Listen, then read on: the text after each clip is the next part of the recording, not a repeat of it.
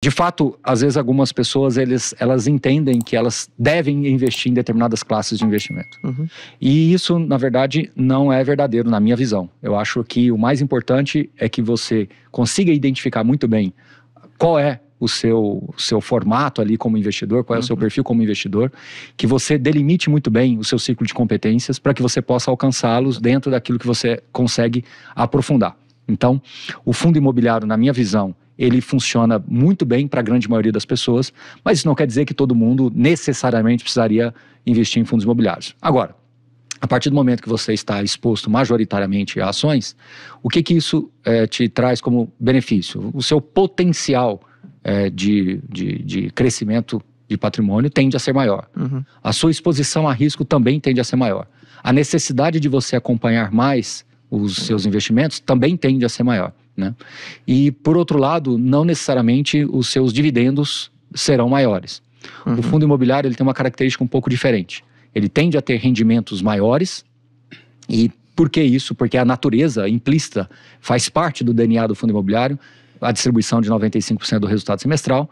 Consequentemente, há uma natural limitação de crescimento. Você precisa de novas chamadas de capitais, novas emissões para você crescer. Diferente da ação, que ele te paga um dividendo, retém uma parte para investir no negócio. E o fundo imobiliário, ele faz com que você reinvista no seu próprio capital. Então, como ele te distribui 95%, o payout é alto, de fato o fundo é mais limitado em crescimento, mas você pode reinvestir comprando mais cotas e aumentar o seu patrimônio por um outro caminho. Né? As emissões, a gente pode falar disso mais adiante, ela tem características próprias, né? E em algum momento você vai ter que saber discernir qual aquela que está realmente gerando valor e qual que não está, mas eu acho que faz parte do DNA, né? Assim, você tem que entender o produto como ele é, tem que entender a mecânica como ele é. E fazendo uma analogia aqui muito simples, é como entrar no mar, né? Muitos brasileiros hoje, eles estão assim, avistando uma praia, mas ainda sequer colocar o pé na areia. A partir do momento que você coloca o pé na areia e começa a procurar produtos um pouquinho mais sofisticados, você vai adentrando ali, vai tendo aquela experiência de ir no mar. E, você vai colocando o pé no raso e nadando no raso, você vai experimentando o mercado, você vai experimentando os fundos imobiliários e vai entendendo melhor até que as ondas vão chegando e você vai lidar com aquilo ali. É inerente ao negócio. Então você vai ter também os desafios ali de romper aquela parte inicial ali do mar, mas os fundos imobiliários têm hoje um nível informacional muito grande, né? Eu acho que nesse ponto, comparando com as ações, os fundos imobiliários têm um nível de transparência e governança já bastante significativo frente às ações. Então, eu acho que quem opta por ter mais fundos imobiliários, opta por ter mais ações, é uma questão muito mais de decisão pessoal. Na média, dá para se compor um portfólio com os dois tipos de ativos, né? Eu queria até fazer uma pergunta para vocês três, para tentar entender um pouco, porque quando o iniciante vem e olha para os fundos imobiliários, a maioria das vezes é com aquela ideia de, eu só vou investir nisso porque me dá uma renda mensal, que eu quero ganhar um rendimento mensal. Isso é verdade ou não na cabeça de vocês? Porque existe, apesar desse potencial de crescimento um pouco mais limitado que você falou frente às ações, talvez não multiplique 10, 20, 30 vezes como uma ação possivelmente pode acontecer, existem alguns fundos que têm esse potencial também de gerar essa valorização da cota.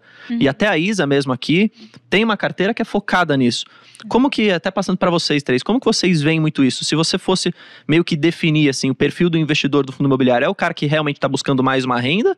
Ou também, às vezes, tem um cara que está buscando mais essa valorização assim, também de patrimônio, às vezes com um pouco mais de segurança, dado que você vai ter menos volatilidade e tudo mais, teoricamente, né? Começa lá, Isa. Eu vou fazer um panorama aqui. O que eu acho dos fundos imobiliários? Né? Eles são os ativos mais simples de você explicar para uma pessoa. Porque é muito mais fácil você explicar para a pessoa que você está comprando uma parte de um imóvel do que você está comprando uma parte de uma empresa. Né? Faz parte da cultura do brasileiro já investir em imóvel. Então, o fundo imobiliário traz isso de uma forma muito mais simples. Você pode, a partir de 10, 100 reais, comprar já uma cota ali, ser investidor de um imóvel físico. Né? Então, eu acho que isso é muito mais simples para conversar, para começar com essa pessoa, né? Até dando um panorama geral, hoje 67% da custódia, né, tá em pessoas físicas, tá? Então não é aquele investidor profissional, não é investidor estrangeiro igual a gente vê em ações. É muito pessoa física, justamente porque ele é muito mais simples de se explicar para uma pessoa física, é muito mais simples de se entender.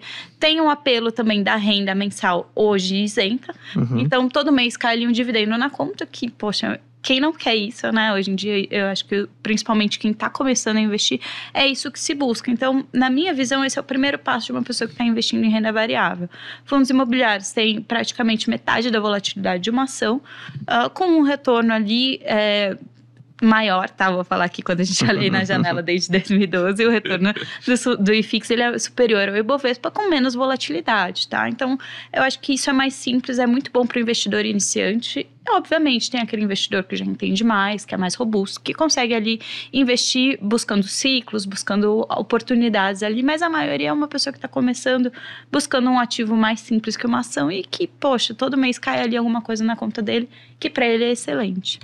Exatamente. Pegando até o gancho, acho que é até mais fácil ainda, né? Se a gente for pegar aquele investidor mais clássico, aquele investidor assim, um pouco até mais velho do que a gente aqui de uma forma geral, antigamente, né, a acumulação de patrimônio era muito visto como investimentos imobiliários, né? Então todo mundo, e isso acho que até na minha família também, especialmente na parte da minha asiática até inclusive, muito do que se falava era a herança que você poderia dar para gerações futuras. Essa herança não era a questão de liquidez, ou seja, dinheiro de fato, era questão realmente de investimento em imóveis diretos, onde você poderia viver, entre aspas, né, de aluguel ali desses seus investimentos que você acabou herdando ao longo do tempo, nessa sua geração de família, e isso era de fato o acúmulo de patrimônio. E hoje, se a gente pega o benefício que o fundo imobiliário traz, então pegando o gancho até do que a Isa falou, é exatamente isso, né? Você vê que o aluguel hoje, independente do que você diga ou não, né? O aluguel, além de você receber, você pode até receber ele cheio, etc., com a correção,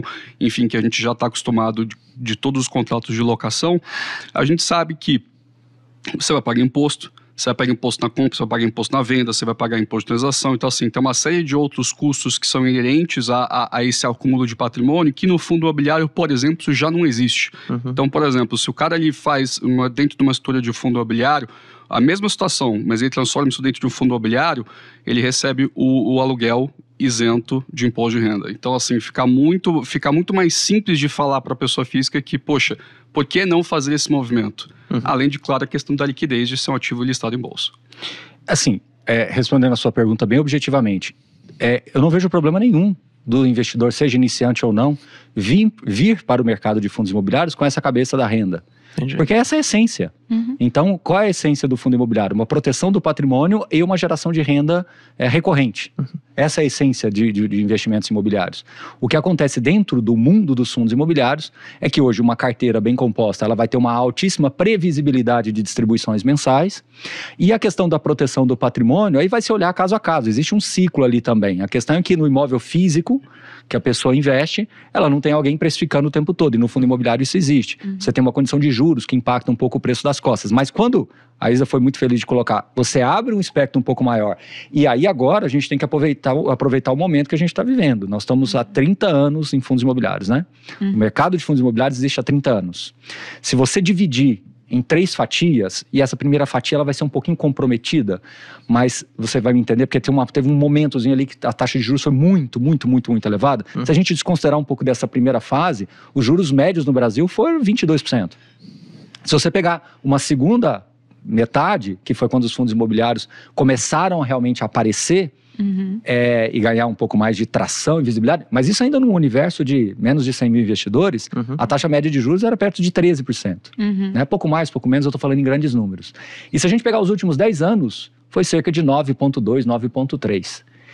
Investir no Brasil não é muito fácil, e mesmo assim, os fundos imobiliários conseguiram, dentro desse contexto, dentro desse cenário, que você teve juros indo a 14 praticamente aí umas 2 vezes, então eles conseguiram ainda assim proteger o patrimônio do investidor e gerar renda recorrente. Então a essência é essa. Então, eu não vejo problema nenhum do investidor iniciante vir para o mercado com essa expectativa, porque ele está vindo com a expectativa correta. Claro, essa é a primeira derivada. As outras derivadas envolvem você selecionar, você montar uma carteira que tenha realmente aderência ao seu perfil e etc. E vai evoluindo, mas a primeira derivada está correta.